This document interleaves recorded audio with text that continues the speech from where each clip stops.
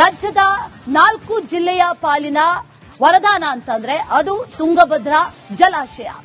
ಈಗ ತುಂಗಭದ್ರಾ ಜಲಾಶಯಕ್ಕೆ crust gate ಅಳವಡಿಕೆ ಮಾಡಬೇಕು ಅನ್ನುವಂತಹ ನಿಟ್ಟಿನಲ್ಲಿ ಸರ್ಕಾರ ಒಂದಷ್ಟು ಮಹತ್ವದ ಹೆಜ್ಜೆಯನ್ನ ಕೂಡ ಇಡ್ತಾ ಇದೆ.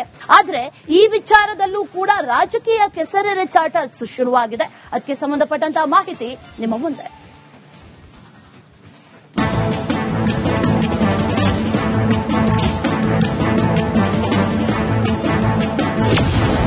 ತುಂಗಭದ್ರಾ ಜಲಾಶಯ ಹೆಸರಲ್ಲಿ ತಾರಕಕ್ಕೇರಿದ ರಾಜಕೀಯ. ಸಚಿವ ತಂಗಡಿಗೆ ವರ್ಸಸ್ ದಡೇಸೂಗೂರು ಲೆಕ್ಕಪತ್ರ ಸಮರ.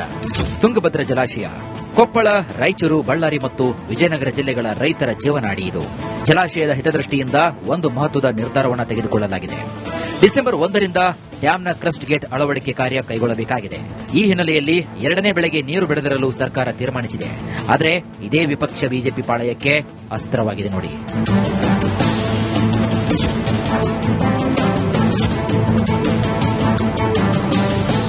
ನೀರು ಬಿಡದಿರುವ ಸರ್ಕಾರದ ಕ್ರಮವನ್ನು ವಿರೋಧಿಸಿ ಕೇಸರಿ ಸೇನೆ ಸಮರವನ್ನು ಸಾರಿದೆ. 4 ಜಿಲ್ಲೆಯ ಬಿಜೆಪಿ ಜನಪ್ರತಿನಿಧಿಗಳು ಇಂದು ಮುಖ್ಯಮಂತ್ರಿ ಮತ್ತು ಉಪಮುಖ್ಯಮಂತ್ರಿಗಳನ್ನು ಭೇಟಿ ಮಾಡಲು ನಿರ್ಧರಿಸಿದ್ದಾರೆ. ಜಲಾಶಯದ ಕಾರ್ಯದ ಬಗ್ಗೆ ಮನವರಿಕೆ ಮಾಡುವ ಜೊತೆಗೆ ರೈತರ ಬೇಡಿಕೆಗೆ ಮಣಿದು ನೀರು ಬಿಡಲು ಮನವಿ ಮಾಡಲು ಬಿಜೆಪಿ ನಾಯಕರು ಮುಂದಾಗಿದ್ದಾರೆ.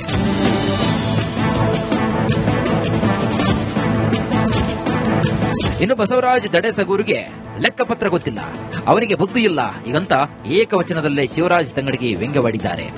ಈಗ ಇನ್ನ ಒಂದು ಇವರೆಲ್ಲ ತಿಳುವಳಿಕೆ ಇದ್ದಂತವ್ರು, ಮಂತ್ರಿ ಆಗಿ MLA ಆಗಿ ಕೆಲಸ ಮಾಡಿದಂತ ನಾಡಗೌಡರು. ಬಸವರಾಜ್ ದಡೇಸೂರು ಬಿಟ್ಬಿಡ್ರಿ ಪಾಪ, ಅವಂಗೆ ಲೆಕ್ಕೆಲ್ಲ ಪತ್ರ ಇಲ್ಲ, ಗೊತ್ತಾಗಲ್ಲ.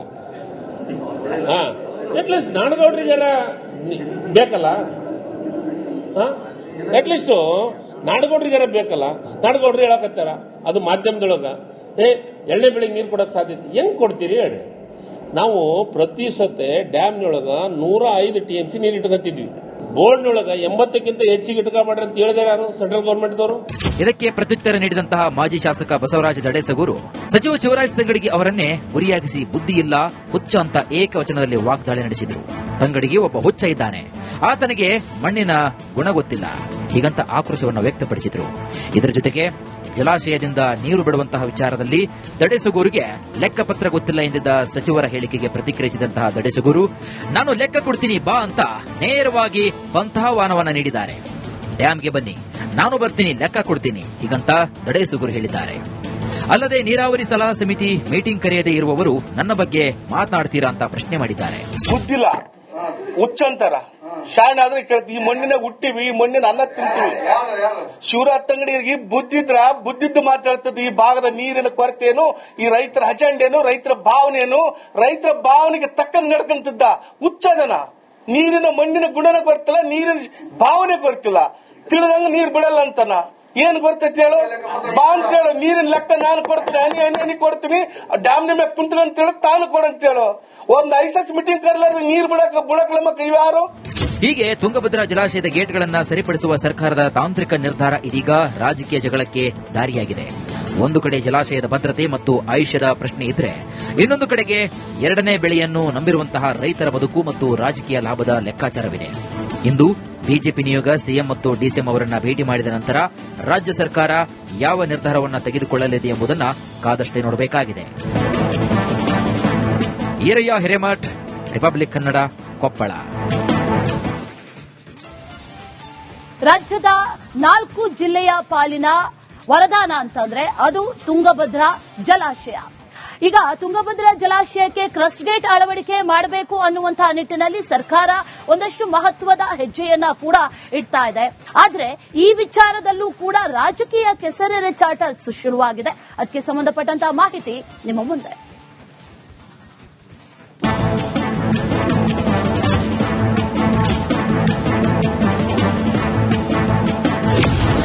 ತುಂಗಭದ್ರಾ ಜಲಾಶಯ ಹೆಸರಲ್ಲಿ ತಾರಕಕ್ಕೇರಿದ ರಾಜಕೀಯ.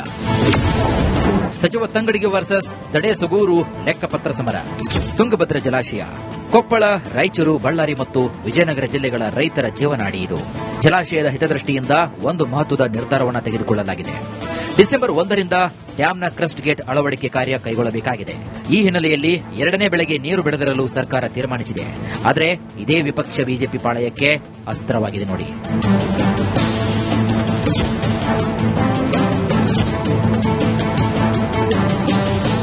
ನೀರು ಬಿಡದಿರುವ ಸರ್ಕಾರದ ಕ್ರಮವನ್ನು ವಿರೋಧಿಸಿ ಕೇಸರಿ ಸೇನೆ ಸಮರವನ್ನ ಸಾರಿದೆ.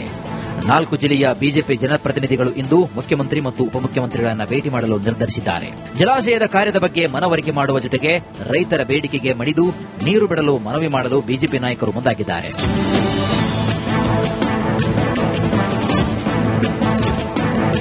ಇನ್ನು ಬಸವರಾಜ್ ದಡೇಸಗೂರಿಗೆ ಲೆಕ್ಕಪತ್ರ ಗೊತ್ತಿಲ್ಲ, ಅವನಿಗೆ ಬುದ್ಧಿ ಇಲ್ಲ ಈಗಂತ ಏಕವಚನದಲ್ಲೇ ಶಿವರಾಜ್ ತಂಗಡಗಿ ವ್ಯಂಗ್ಯವಾಡಿದ್ದಾರೆ. ಈಗ ಇನ್ನೂ ಒಂದು, ಇವರೆಲ್ಲ ತಿಳುವಳಿಕೆ ಇದ್ದಂತವ್ರು, ಮಂತ್ರಿ ಆಗಿ MLA ಆಗಿ ಕೆಲಸ ಮಾಡಿದಂತ ನಾಡಗೌಡರು. ಬಸವರಾಜ್ ದಡೇಸೂರು ಬಿಟ್ಬಿಡ್ರಿ, ಪಾಪ ಅವಂಗೆ ಲೆಕ್ಕ ಇಲ್ಲ, ಪತ್ರ ಇಲ್ಲ, ಗೊತ್ತಾಗಲ್ಲ. ಅಟ್ಲೀಸ್ಟ್ ನಾಡಗೌಡರಿಗಾರ ಬೇಕಲ್ಲ, ಅಟ್ಲೀಸ್ಟ್ ನಾಡಗೌಡರಿಗಾರ ಬೇಕಲ್ಲ. ನಾಡಗೌಡರು ಹೇಳಕತ್ತಾರ ಅದು ಮಾಧ್ಯಮದೊಳಗ, ಎಣ್ಣೆ ಬೆಳಿಗ್ಗೆ ನೀರು ಕೊಡಕ್ ಸಾಧ್ಯತೆ ಹೆಂಗ್ ಕೊಡ್ತೀರಿ ಹೇಳಿ.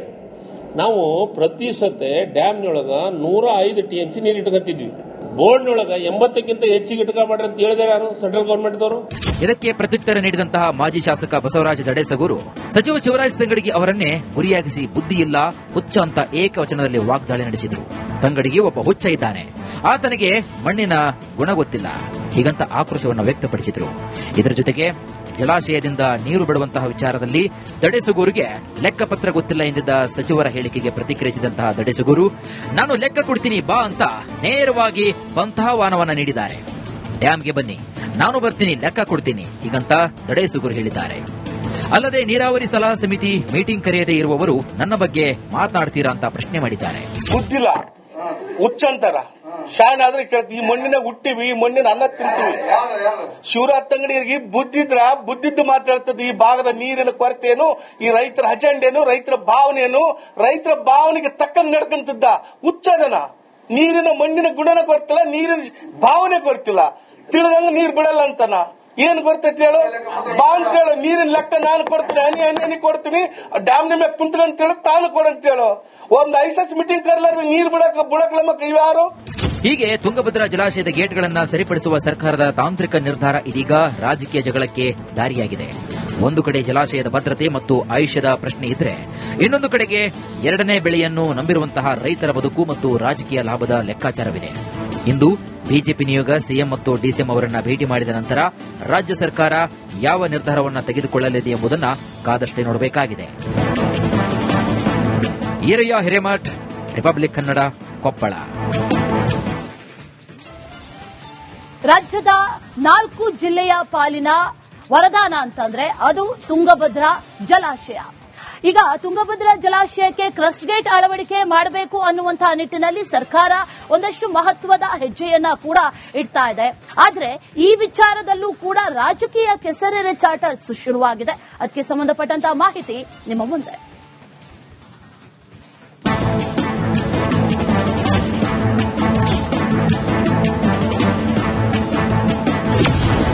ತುಂಗಭದ್ರಾ ಜಲಾಶಯ ಹೆಸರಲ್ಲಿ ತಾರಕಕ್ಕೇರಿದ ರಾಜಕೀಯ. ಸಚಿವ ತಂಗಡಗಿ ವರ್ಸಸ್ ದಡೇಸಗೂರು ಲೆಕ್ಕಪತ್ರ ಸಮರ. ತುಂಗಭದ್ರಾ ಜಲಾಶಯ ಕೊಪ್ಪಳ, ರಾಯಚೂರು, ಬಳ್ಳಾರಿ ಮತ್ತು ವಿಜಯನಗರ ಜಿಲ್ಲೆಗಳ ರೈತರ ಜೀವನಾಡಿ ಇದು. ಜಲಾಶಯದ ಹಿತದೃಷ್ಟಿಯಿಂದ ಒಂದು ಮಹತ್ವದ ನಿರ್ಧಾರವನ್ನು ತೆಗೆದುಕೊಳ್ಳಲಾಗಿದೆ. ಡಿಸೆಂಬರ್ 1ರಿಂದ ಡ್ಯಾಂನ ಕ್ರಸ್ಟ್ ಗೇಟ್ ಅಳವಡಿಕೆ ಕಾರ್ಯ ಕೈಗೊಳ್ಳಬೇಕಾಗಿದೆ. ಈ ಹಿನ್ನೆಲೆಯಲ್ಲಿ ಎರಡನೇ ಬೆಳೆಗೆ ನೀರು ಬಿಡದಿರಲು ಸರ್ಕಾರ ತೀರ್ಮಾನಿಸಿದೆ. ಆದರೆ ಇದೇ ವಿಪಕ್ಷ ಬಿಜೆಪಿ ಪಾಳಯಕ್ಕೆ ಅಸ್ತ್ರವಾಗಿದೆ ನೋಡಿ.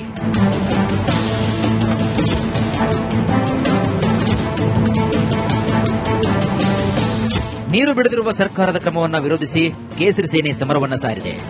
4 ಜಿಲ್ಲೆಯ ಬಿಜೆಪಿ ಜನಪ್ರತಿನಿಧಿಗಳು ಇಂದು ಮುಖ್ಯಮಂತ್ರಿ ಮತ್ತು ಉಪಮುಖ್ಯಮಂತ್ರಿಗಳನ್ನ ಭೇಟಿ ಮಾಡಲು ನಿರ್ಧರಿಸಿದ್ದಾರೆ.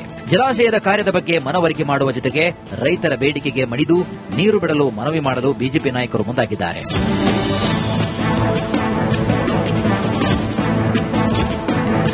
ಇನ್ನು ಬಸವರಾಜ್ ದಡೇಸಗೂರಿಗೆ ಲೆಕ್ಕಪತ್ರ ಗೊತ್ತಿಲ್ಲ, ಅವನಿಗೆ ಬುದ್ಧಿ ಇಲ್ಲ ಈಗಂತ ಏಕವಚನದಲ್ಲೇ ಶಿವರಾಜ್ ತಂಗಡಗಿ ವ್ಯಂಗ್ಯವಾಡಿದ್ದಾರೆ. ಈಗ ಇನ್ನೂ ಒಂದು, ಇವರೆಲ್ಲ ತಿಳುವಳಿಕೆ ಇದ್ದಂತವ್ರು, ಮಂತ್ರಿ ಆಗಿ MLA ಆಗಿ ಕೆಲಸ ಮಾಡಿದಂತ ನಾಡಗೌಡರು. ಬಸವರಾಜ್ ದಡೇಸೂರು ಬಿಟ್ಬಿಡ್ರಿ, ಪಾಪ ಅವಂಗೆ ಲೆಕ್ಕ ಇಲ್ಲ, ಪತ್ರ ಇಲ್ಲ, ಗೊತ್ತಾಗಲ್ಲ. ಅಟ್ಲೀಸ್ಟ್ ನಾಡಗೌಡರಿಗಾರ ಬೇಕಲ್ಲ, ಅಟ್ಲೀಸ್ಟ್ ನಾಡಗೌಡರಿಗಾರ ಬೇಕಲ್ಲ. ನಾಡಗೌಡರು ಹೇಳಕತ್ತಾರ ಅದು ಮಾಧ್ಯಮದೊಳಗ, ಎಣ್ಣೆ ಬೆಳಿಗ್ಗೆ ನೀರು ಕೊಡಕ್ ಸಾಧ್ಯತೆ ಹೆಂಗ್ ಕೊಡ್ತೀರಿ ಹೇಳಿ. ನಾವು ಪ್ರತಿ ಸತೆ ಡ್ಯಾಮ್ನೊಳಗ 105 TMC ನೀರು ಇಟ್ಕೊತಿದ್ವಿ. ಬೋರ್ಡ್ನೊಳಗ 80ಕ್ಕಿಂತ ಹೆಚ್ಚಿಗೆ ಇಟ್ಕೊಬೇಡ್ರಿ ಅಂತ ಹೇಳಿದಾರೆ ಯಾರು ಸೆಂಟ್ರಲ್ ಗೌರ್ಮೆಂಟ್ದವರು. ಇದಕ್ಕೆ ಪ್ರತ್ಯುತ್ತರ ನೀಡಿದಂತಹ ಮಾಜಿ ಶಾಸಕ ಬಸವರಾಜ ದಡೇಸಗೂರು ಸಚಿವ ಶಿವರಾಜ ತಂಗಡಿಗೆ ಅವರನ್ನೇ ಗುರಿಯಾಗಿಸಿ ಬುದ್ಧಿ ಇಲ್ಲ, ಹುಚ್ಚ ಅಂತ ಏಕವಚನದಲ್ಲಿ ವಾಗ್ದಾಳಿ ನಡೆಸಿದರು.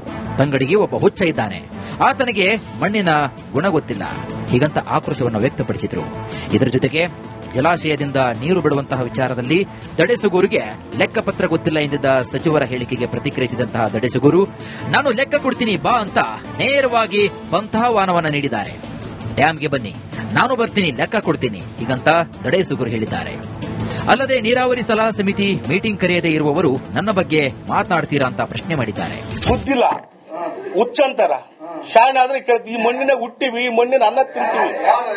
ಶಿವರಾಜ್ ತಂಗಡಿಗೆ ಬುದ್ಧಿದ್ದು ಮಾತಾಡ್ತದೆ. ಈ ಭಾಗದ ನೀರಿನ ಕೊರತೆ ಏನು, ಈ ರೈತರ ಅಜೆಂಡೇನು, ರೈತರ ಭಾವನೆ ಏನು, ರೈತರ ಭಾವನೆಗೆ ತಕ್ಕಂಗೆ ನಡ್ಕೊಂತಿದ್ದ ಹುಚ್ಚದನ.